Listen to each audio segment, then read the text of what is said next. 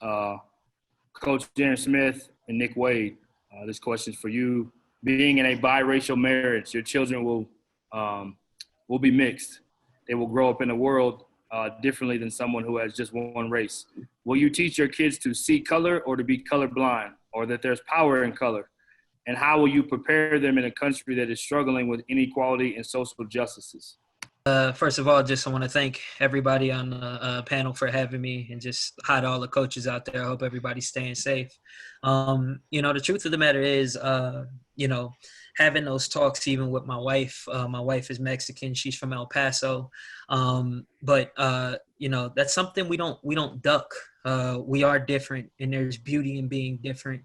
And, I didn't marry someone like me, whether it be personality wise or anything else like that.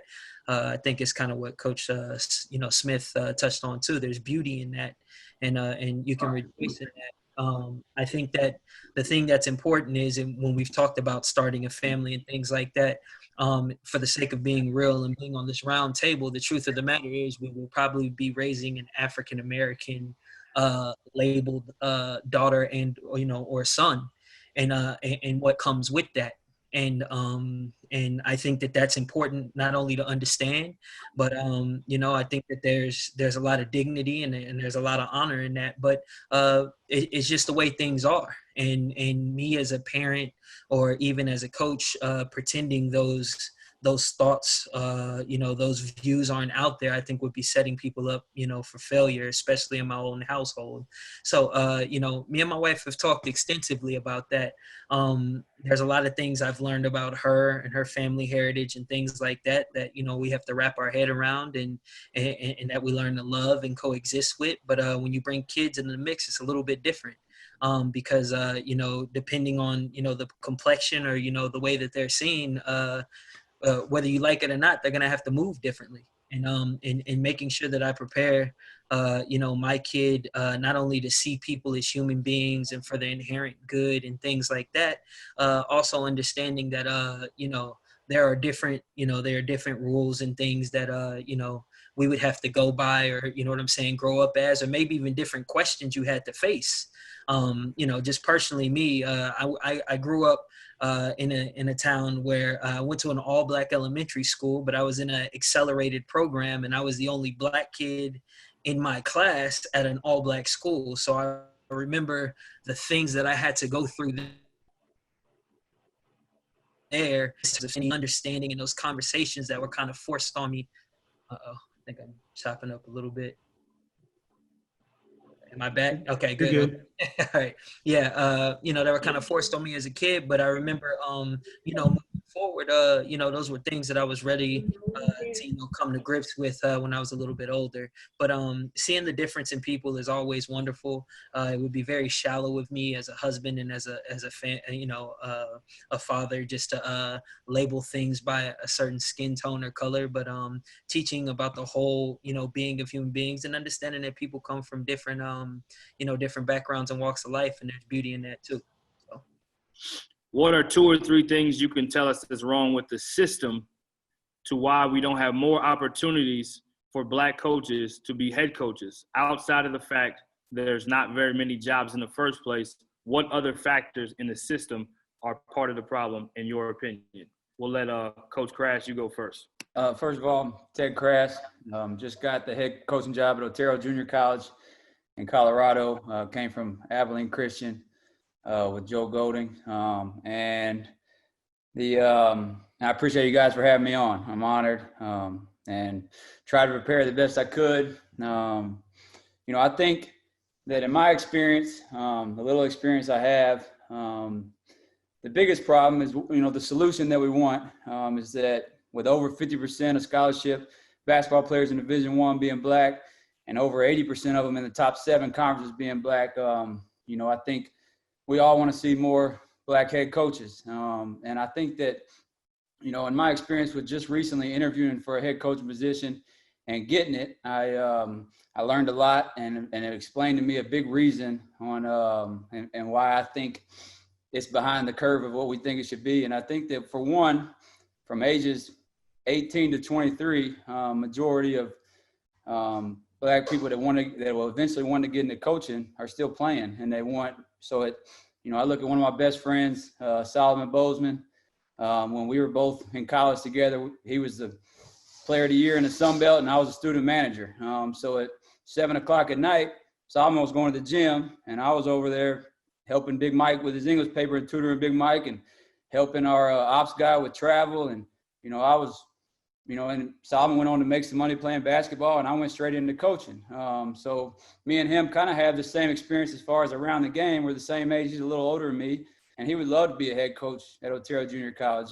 But, I think I went through the interview process with Otero, and I talked about basketball for about 45 seconds the entire interview. They didn't care about that. They cared about operational standpoint and things that really have nothing to do with basketball, but we know as head coaches we have to do, especially at the junior college level. And and then there's another good friend of mine who was an assistant with me at ACU, Antonio Bostic. Antonio Bostic knows more about basketball than me. He's damn sure a better player than me. He's a better player development than me. But we both became assistants at ACU the first year. And I remember he looked at me one time and he was like, "Hey, we're the same age, but I'm gonna keep asking you questions because, you just know a lot more than me, and I'm trying to figure it out." But that was just operational stuff. It wasn't basketball. And so, I think that's one major problem. And I think that one easy solution that I can do as a head coach and that other head coaches can do is try to target some of our student athletes that want to get into coaching and take some time and help them see the things in coaching that are not as fun that we all have to do to move up in this business, and help them learn a little bit about operations. What's wrong with having a junior point guard, help with a bus trip or help with some meals if he wants to learn and he understands what he has to do, if he really wants to get into coaching so that because the other problem is that most of the paid entry-level positions in our business are operation jobs. There's nothing to do with coaching. If you want to get paid and get an entry-level position at Division I, you're probably not doing a lot of coaching. You're doing operational stuff. And then most of the entry-level coaching positions are unpaid. And that's where we get into a whole bigger problem and a different problem, which is, the white privilege and generational wealth. And that, me from 18 to 23, I was able to be a full-time manager and never got paid. And I'm fortunate and I'm blessed that my parents helped me get through college and that I could focus on. I knew I wanted to be a coach from the time I was 16, and that put me in a position that I was able to be a head coach by the time I was 30. And I understand that. I'm not, I'm not confused on that. And, what's the solution to that? That could be a little more difficult at some levels, but, can we get, student manager jobs or student manager scholarships that, have to go to African Americans? They have scholarships like that up and down the university. They might have anything to do with athletics, but for that reason alone, because I'm sure there's plenty of guys out there that wanted to do what I was doing as a student manager, but they had to go and get a regular job, and that there's not a lot of paid positions at entry levels, and I think it starts at that age. We're not going to fix overnight that most of the athletic directors are white and that the majority of them are hiring white people. Like, we're not going to fix that overnight. But what we can all do right here in this room is the guys that are 18 and 23, help them see the stuff that the administrators want, and because they don't, at my level, they're not really worried about basketball. They're worried about all the other stuff. And how can I help my 18 to 20-year-olds learn a little bit about that so that when they get in the position that I was in, they can take advantage of it, please the people that need to be pleased. That just is what it is. But it's not a basketball thing. To me, it's how can we help them with all the other stuff. Coach Wade, 2 years ago, you were hired as the head coach at Angelina after serving as an assistant for just 2 years. That avenue is probably one of the most common ways for guys to get their first chance as a college head coach. What did you do during your time as an assistant to put yourself in a position with the administration that they thought you could do the job? What steps did you take after the job opened up to ensure you got the position? And what specific advice would you give to an assistant, especially a young black assistant, to help them be in the position you were in? I appreciate that. I had never been paid. I was a volunteer assistant for 3 years at Lee College, working for nothing, and like for real nothing. While I was trying to obtain a master's degree, I subbed on the side, did whatever I could to keep a roof over my head. When it became very clear that I wasn't going to move up to an assistant role. And if I'm being very frankly, that the staff at that time wasn't going to help me pursue another job, I had to leave. I was very fortunate that Brian's brother took me under his wing. I knew that he had just come from Texas State, and I had a feeling he was going to go back to the college route. So learning from him, aligning with him, and he went back to the college route. That very next year, it was just on the women's side. And so I didn't have any interest in that. So I came home and worked for Neil Laminack at Oak Ridge, who used to work at Memphis for Coach Calipari, just trying to get back in. And I did everything cliche, stood outside of Final Fours, begged people, but just to be very honest about who I am, I just love the game of basketball. I coached AAU out of my pocket just because I wanted to coach. I never had any players. My dad was never a coach in college, anything like that. I am a fanatic of coaching the game, every little intricate thing about it. It excites me. And then the only way I could get back in was to work for free again. My wife took a hell of a gamble on me. I asked her to give me 2 years, let me go work for free, and that meant free. Yeah, man. And then I got blessed. When the job came open, it was master's required. I had obtained my master's degree, so I threw my hat in the ring. The truth of the matter is this. I was told by a coach, even though I'm paying you nothing, you need to work like I'm paying you $1 million. And I took that to heart. And everything that I did, whatever coach asked of me, that was nothing. I did above and beyond that. I popped up on campus other places where they wouldn't expect me to pop up. I was in the enrollment office answering phones. I was out there handing out flyers. I was doing everything, to the point that not necessarily that I was going to get a head coaching job, but just I was going to get a job. It didn't matter. I wanted it to be so hard to be like, damn, we got to give this guy a job because we're going to look ridiculous to everybody else that we didn't give him one. To all the young black coaches out there, you got to be willing to work for free.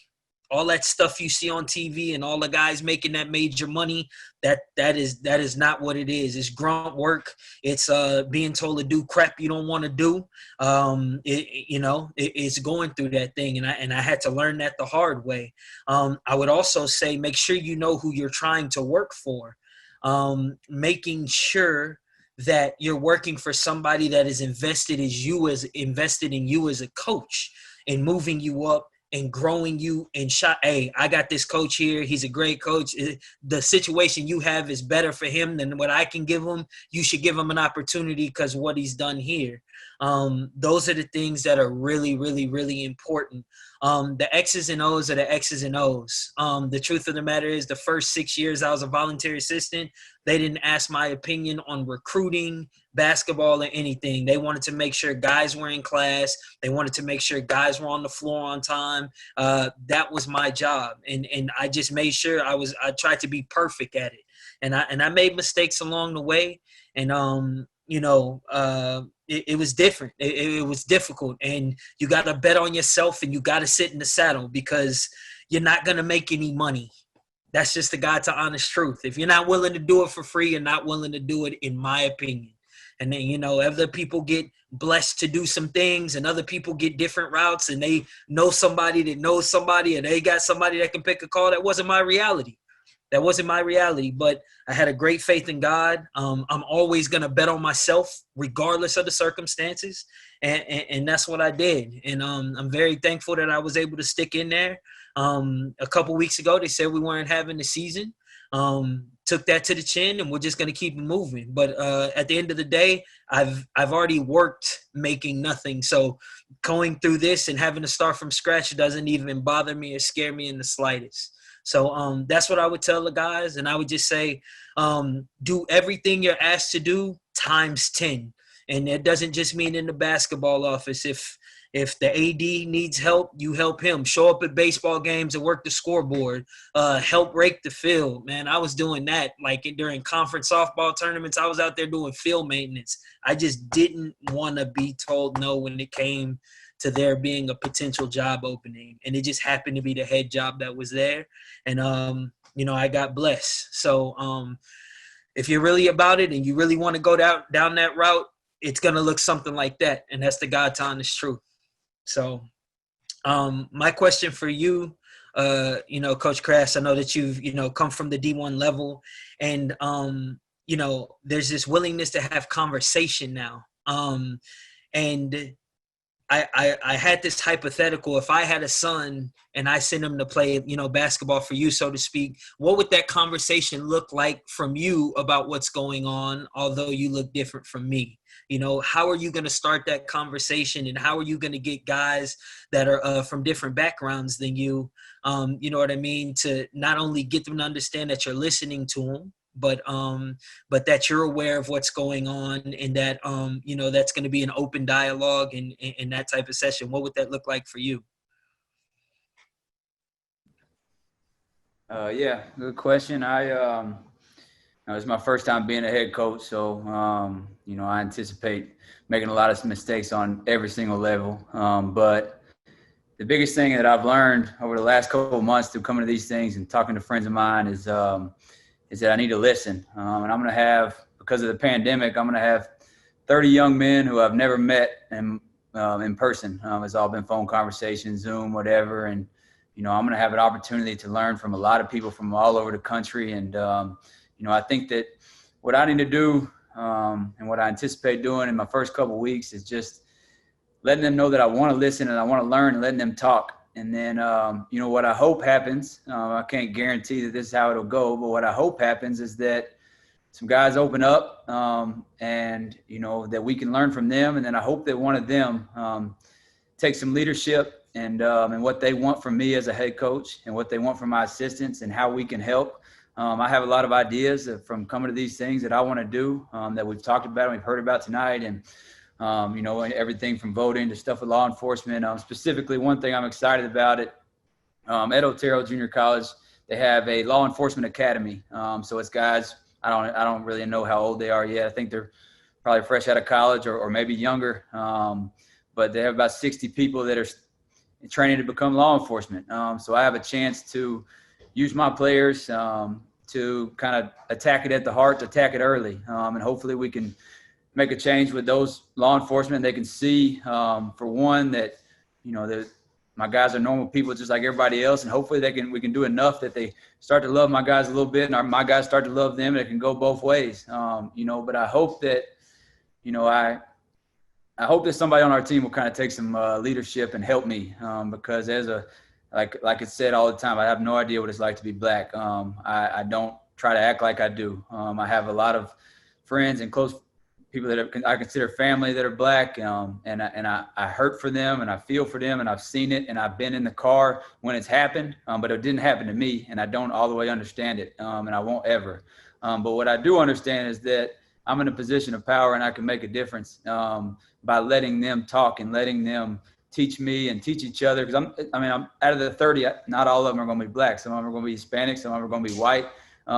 And they have a chance right then at an early age where they still can, like we were talking earlier about the people that are set in their ways and not changing. I don't think there's very many 18-year-olds that have no room for growth and no room for change. And, hopefully, we've all seen the great movie, Remember the Titans and stuff. I just think sports have such a great place in our community to make a difference. Like you go all the way back to when, desegregation first began. Like sports was the beginning of it all, with what's now UTEP and Western Texas. Like sports we have such a strong way to do it. And we can change so many people's lives just by understanding diversity and love for each other. I think love is a big word that I'll use in my program, and I want my players to understand. And you asked, when you sent the question, you asked, would I be uncomfortable with these conversations? And I don't think I will be. Yes, there'll be times that I'll be lost and I won't know what to say, but I think I'll be comfortable with them because I know my heart. I know me as a person. I know what I'm trying to do,